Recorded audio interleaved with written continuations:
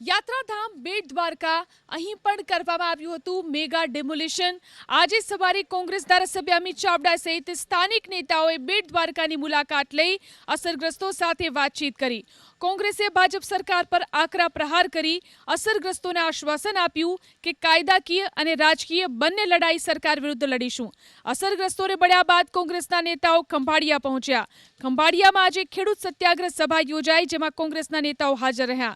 ખેડૂત સત્યાગ્રહ સભામાં જમીન માપણી સંપૂર્ણપણે રદ કરવાની માંગ કરાઈ। સાથે માંગ કરાઈ કે 2016-17ના વર્ષનો પાક વીમો આપવામાં આવે, ડેમના પ્રશ્નનો ઉકેલ લાવી ખેડૂતોનું ધિરાણ માફ કરવામાં આવે। આ સરકારનું એક પાશવી કૃત્ય છે, ક્રૂર ચહેરો છે અને જે રીતે આજે પરિસ્થિતિ છે 15 દિવસથી ઠંડીમાં લોકો જીવવા માટે મજબૂર છે। કોઈ પણ જાતના ભોજનની વ્યવસ્થા નથી। નાના નાના બાળકોની વ્યથા સાંભળીએ તો સ્કૂલે જવા માટેના એના દફતર હોય, ચોપડીઓ હોય, એની નોટો હોય, આ મકાનોની અંદર દબાઈ ગયા છે।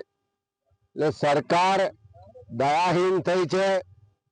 સરકારમાં સંવેદના જેવું કંઈ બચ્યું નથી।